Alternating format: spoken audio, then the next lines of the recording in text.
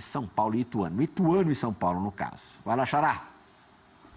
Olá, Plihal. Olá a todos ligados no Bate-Bola. A notícia de hoje aqui no São Paulo é que o clube rejeitou uma proposta equivalente a 48 milhões de reais pelo Cueva. Essa proposta veio do futebol chinês, do Dalian FC, e tanto o jogador quanto o clube decidiram que não era o momento para uma negociação. Do lado do Cueva, pesa muito a Copa do Mundo, a expectativa dele de fazer um ótimo primeiro semestre para se garantir na seleção peruana. Do lado do São Paulo tem, claro, a questão técnica de como seria perder um jogador como o Cueva nesse momento, como seria a reposição dele, e também a proposta seria um pagamento parcelado, não era exatamente a ideia que o São Paulo tem para esse momento. Falando um pouco sobre o Dorival Júnior, depois de 2 derrotas em 2 clássicos na temporada, surgiram críticas, principalmente por parte de conselheiros próximos à diretoria, mas a diretoria do São Paulo e o departamento de futebol dão respaldo ao Dorival Júnior para ele seguir o trabalho dele, entendem que a pré-temporada de fato foi curta, ainda é um começo de trabalho, então ainda tem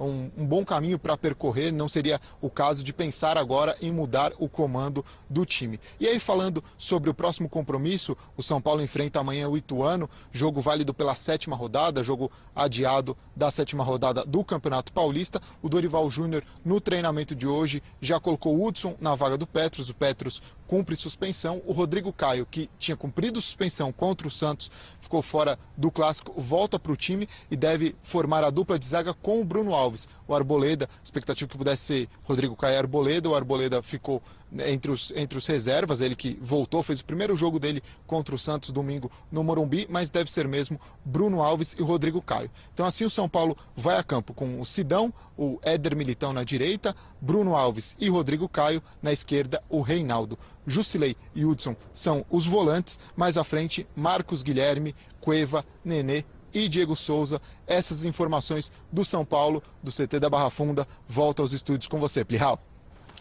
Valeu, Xará. Seria mais um balde de água fria na torcida do São Paulo, né? Já perdeu na virada do ano, comecinho de 2018, Hernanes e Prato. Para completar o trio dos principais jogadores do São Paulo, faltava o Cueva. E por 12 milhões de euros, imagino que tenha batido na trave, né, Calçante? Tudo depende muito da negociação, né? O valor, assim 48 milhões de euros, de reais, na conta, sim, é sedutor. Eu estou pensando naquilo que o Cueva... Se o Cueva fosse um jogador mais tranquilo, né? Assim, com o talento que ele tem e tal, poderia pensar. Mas, assim, pensando nos problemas que ele gera... Se o Cueva não fosse o Cueva... Pensando nos problemas que ele gera, e não acho que é algo que ele tenha mudado, apenas tenha adiado, porque tem a Copa do Mundo, o treinador deles... O Gareca veio aqui para... Disso todo mundo lá dentro tem certeza absoluta, que é uma situação momentânea. Momentânea. Então, pensando só na grana, eu acho espetacular. Se fosse possível o São Paulo ter, claro, vai te pagar em 4 anos. Aí, meu amigo, você vender alguém a prestação assim não muda nada, né? Às vezes não altera o dia a dia, mas 48 mangos ali na conta, nossa, meu, mas se puder, eu levo ele de táxi. Sim, um negócio que... A proposta foi do Dalian FC da China.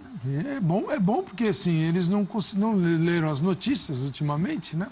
Aqui só buscaram os melhores momentos e não a conduta, né? Então, espetacular. Acho 48 milhões, nossa, que grana maravilhosa, se fosse verdade, né? Alguém pode até alegar, né, Jean, que livraria até o Dorival de um problema, porque dificilmente ele vai conseguir jogar com Diego Souza, Nenê e Cueva. Mas também, por outro lado, tem muita gente, tem uma corrente grande que vê o Cueva como uma das poucas soluções de São Paulo de hoje. Eu acho que, tecnicamente, ele é o que mais entregou. Claro que o Diego Souza e o Nenê acabaram de chegar, mas acho que, tecnicamente, ele é também o que tem mais a oferecer. Mas ele não é um cara confiável, assim. Pelo fato do Cueva não ser um jogador confiável, é o que o Calçade está falando. É muito difícil para o diretor...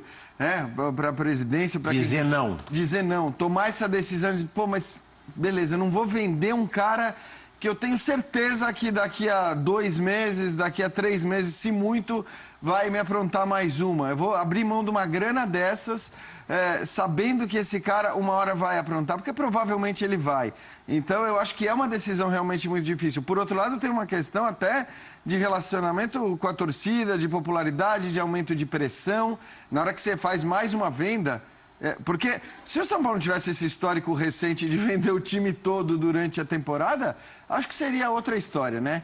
Se o único histórico recente do São Paulo fosse o de indisciplina do Cueva, que é bem recheado, e o São Paulo não tivesse vendido o Hernanes, não tivesse vendido o Prato, não tivesse vendido todos os jogadores que vendeu na temporada passada, aí eu acho que você não tinha que ter nem dúvida. Tchau, Cueva, enche os cofres, se livra desse jogador que é um jogador problema. Ou se tivesse contratado o Scarpa... É isso, Opa, ou se tivesse conversa. contratado um jogador que tem uma capacidade técnica de fazer o que o Cueva faz. Agora, Acreditar. é claro que a situação e todos esses aspectos tornam a decisão difícil, mas do ponto de vista de gestão, talvez fizesse mais sentido mesmo o que o Calçade falou, mas é complicado, né? Até porque não é que o Diego Souza está voando. Não é que o Nenê tá voando. Se os dois estivessem jogando muita bola, você fala, não, legal, vai pôr um jogador mais rápido. São poucos jogos, principalmente o Nenê, acho que são 4 jogos. Claro. Né? Eu nem vejo o Cueva pelo Nenê, assim, então sai o Cueva e tem o Nenê ainda. Eu acho que sai o Cueva e fica um buraco ali para ser frente. Então, um vazio. mas sai o Cueva e entram... Né, o Valdívia, por exemplo, é um cara que acabou de chegar, que pode jogar eventualmente na linha de meia. Não se compara, né? Não se compara tecnicamente, é claro. Mas é o que eu estou falando. Se o Nenê... né, chega voando e tem condição de jogar os jogos mais importantes num nível muito bom. Agora, essa negativa do São Paulo, eu acho, assim, eu acho que... Primeira coisa, eu achei a negativa do Cueva, assim, de pronto, sem nem se valorizar ou valorizar, ter dito não a uma proposta tão grande, muito rápida. Então, mas aí, né? E a do São Paulo meio que surfando no não do Cueva. Acho que o São Paulo não tinha tanta convicção em não negociá-lo. Agora, a proposta é fato, Plihal. Isso, fato. Isso, a proposta O que o São é fato. Paulo não poderia fazer nesse momento era mostrar o seguinte: a sua insatisfação pelo não do jogador. O jogador disse não, tá bom. A partir do momento que ele diz não, não tem, né? Não é não, ele não vai. Então é o seguinte. Mas assim, você vê no motivos pro Cueva no dizer Cueva um caráter tão competitivo, porque a única justificativa para não ir eu vou para a China, posso queimar o filme com o meu treinador da seleção, o Gareca, e não ir à Copa. Não ia acontecer, Mas ele tem condição de queimar o filme em qualquer lugar, né? Até na Premier League. Não, ele tem capacidade, mas acho que assim, né? o Cueva, sinceramente, a gente tá falando da seleção peruana. Num ambiente Se acomodado. a seleção brasileira tem o Renato Augusto que joga na China e vai para a seleção brasileira, o Peru não pode se dar o luxo de maneira... Tibete. É isso. Depende o Peru dele. não pode se dar o luxo de maneira alguma de abrir mão do Cueva, esteja ele jogando onde estiver. Quer dizer, ele vai ser convocado. Aí Eu fico pensando assim, né? Como pensando no empresário do Cueva e no Cueva como projeto de carreira para o futuro, que é o seguinte: o empresário tem que tentar conseguir o melhor para o seu jogador, os melhores negócios. E o jogador também pensar na vida dele, dar os passos. Tem 2 passos, né? Quando você junta, quando eles vão na mesma direção, é fantástico. O técnico e o financeiro. Se ele vai para uma liga maravilhosa e ganhar bem, é o melhor dos mundos. Às vezes você tem uma proposta para ganhar muito bem e a liga, nesse caso, não te encanta. Mas qual é o futuro dele, com todo esse histórico que ele tem, sendo que a última era dos Emirados, né? Era. Agora veio da China. São esses os mercados. A Europa nunca vai chegar para ele, a não ser que o cara só cabe se na Copa tiver do Mundo. Mas aí o cara tem que ser bem seduzido pelo Mundial, né? Porque se olhar para o currículo, passado, para ignorar o currículo, o Mundial tem que ser explosivo. Mas porque isso acontece também, né, Acontece. Calçado? Tem muito time europeu que vê 2, 3 jogos em Copa do Mundo, fica encantado com o jogador, paga uma grana, contrata e aí... Eu acho que eles estão isso acontece apostando muito nisso. Ele como carreira e o empresário também, porque para acreditar muito em não, é acreditar, vou arrebentar, nem que seja em 3 jogos no Mundial, se não passar da primeira fase, ele tem 3 para arrebentar. E aí veio o treinador conversar com ele, o Gareca. O São Paulo, acho que o acordou para isso, que se ele não estiver bem, Imagina se ele passa um período no banco de reserva, o São Paulo. Você pode falar, não acredita mais nele. Fica aí no banco. E aí, que Mundial vai ser esse? Então, tá tudo, acho que, baseado nessa questão de arrebentar no Mundial. Não tem como. Não tem como. Não tem como, até porque o problema está no banco, né? Quando você, de olhar para o banco, enxergar no banco a transformação. Hoje até o Dorival tem mais opções de elenco do que tinha em 2017, mesmo com as perdas. De elenco, não no time titular. É que ele já partia de um 11 no final mas alguém melhor, que chegue perto, que se aproxime do Cueva, realmente não existe. Falando no Dorival, Mauro, o Dorival já, no ano passado, um pouco menos, porque tinha ali a situação periclitante de escapar do rebaixamento, mas já começou o ano desgastado, com parte da torcida longe de morrer de amores por ele. E agora esse couro vai engrossando. O time ganhou 4 partidas seguidas, mas não convencia ninguém, mesmo sem sofrer gol, ou não convencia a maior parte da torcida. Perde mais um clássico contra o Santos, de novo a pressão toda em cima do técnico. São Paulo, que nos últimos anos aí trocou de técnicos uma média aí a cada 6 meses, de novo com o comandante na Berlinda. O que eu estou achando curioso do São Paulo é que, assim, eu vejo já sobrar muito para o técnico e pouco para os dirigentes, né? Sim. Que foram os caras que fizeram as contratações. Se o Cueva fosse vendido, talvez pudesse ser até interessante para contratar jogadores de outras posições. E ficaria mais fácil você utilizar, por exemplo, o Diego Souza na posição dele, não de centroavante. Não é centroavante, nunca foi. Aliás, é curioso como começou a ser visto como centroavante, porque o Tite fez uma experiência na seleção brasileira, até porque não tinha tantas opções. O Tite, nesse caso, é o grande culpado. Ele criou uma situação e embarcaram nessa, né? Deram até a camisa 9 para ele na apresentação. Ou seja, um rótulo de centroavante. Você não acha? Acho que sim. Não. Achando que assim iria para a Copa do Mundo. A minha brecha é aí. Mas assim, na época até eu falei aqui, prioridade do jogador não pode ser Copa do Mundo, prioridade tem que ser o clube que o contrata. O São Paulo contratou por 10 milhões de reais. Jogador caro, aos 32 anos, não é nada barato, né? Então acho que talvez se conseguissem vender o Cueva pela quantia, usando esse dinheiro para reforçar o time e usando direito, usando bem, talvez pudesse até preencher outras lacunas, e aí você usa o Diego na função dele de sempre, você tem o Nenê como uma opção, porque é muito difícil reunir os 3, né? E os 3 no centroavante eu diria que é impossível, só numa situação muito circunstancial, de um determinado jogo, parte de um jogo, porque é um time que sem a bola, alguém vai sofrer muito aí, não tem como, né? Você imagina, 2 meias, 3 meias, e um centroavante, ou um meia virando centroavante, sem ter exatamente essa característica. Nosso Paulo Cobo, sempre muito atento aos números, levantou que no futebol brasileiro, esse ano ninguém tem mais posse de bola do que o São Paulo, ninguém troca mais passes do que o São Paulo, e entre os grandes ninguém finaliza menos do que o São Paulo.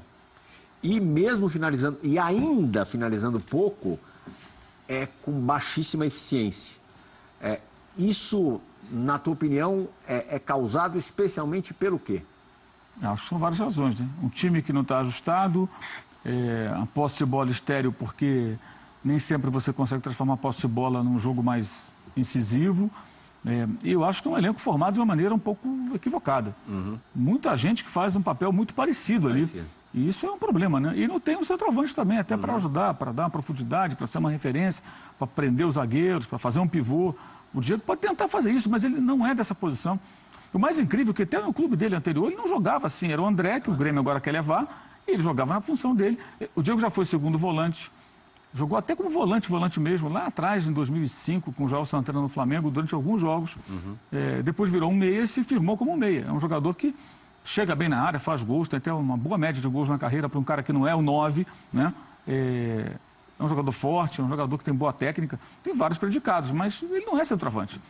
Aí criou-se uma situação que tem o Cueva, aí vem o Nenê, o Diego joga de centroavante. Se isso não funciona, e não está funcionando, acho que esses números evidenciam isso.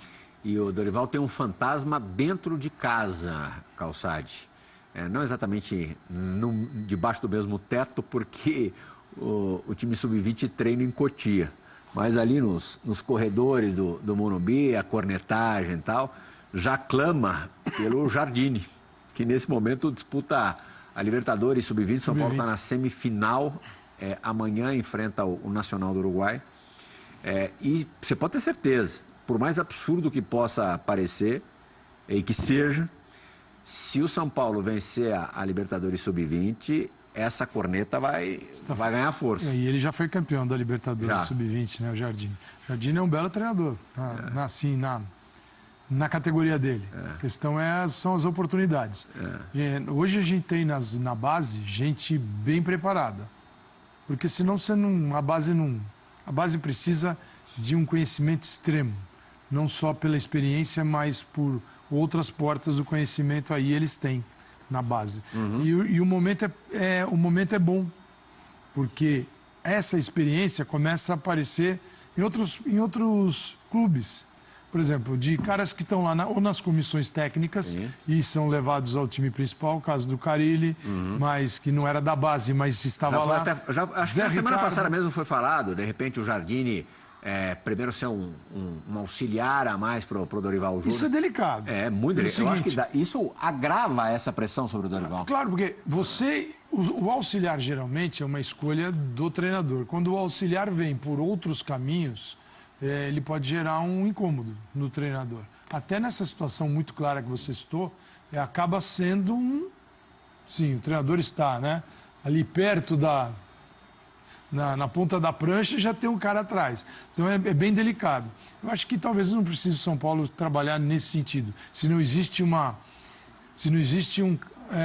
aceitação, se isso não é fácil de ser, né? Se o Dorival falar, não, traz ele aí, vamos trabalhar junto, tal. Isso aqui vai ser o futuro. Então, eu duvido que alguém tenha essa dimensão, né, para tratar coisa.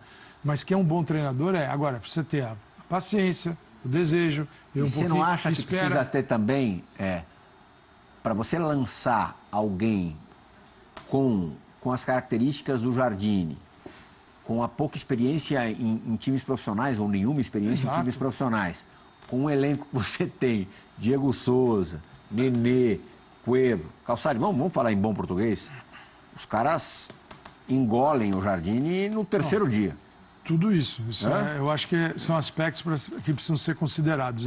E até porque é o seguinte, da mesma forma que você pega um garoto que sai da base e leva para o profissional e ele não tem essa experiência e ele precisa de uma transição, o treinador, por mais idade que tenha, ele também é um mundo completamente novo, você no dia a dia com garotos e no dia a dia com caras que já tem uma outra trajetória no futebol. Então, também não é possível precisar o grau de sucesso nessas transformações, porque é outro ambiente. Agora, pensando no futuro, não dar oportunidade a bons trabalhos, a bons treinadores que são notados na base, no time de cima, eu também acho que é perder um profissional, porque amanhã vem outro e leva.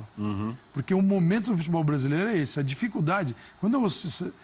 o Dorival, pressão. O São Paulino deve se perguntar o seguinte, deixa o Dorival quietinho aqui, pense em qual é o nome para o lugar dele. Porque é o seguinte, demitir faz parte da jogada. O Atlético Mineiro que eu diga, né? Contratar é outra. Exatamente, contratar é outra. Quem é que está aí? Que o torcedor fala assim, esse é o cara que eu confio. Quem é? Então, não está assim fácil. Por quê? Os clubes perceberam que existe uma deficiência neste mercado. Embora os treinadores não gostem disso, não aceitem, os clubes já perceberam. E já chegou onde deveria chegar, que é no clube. Falar em treinador, hoje...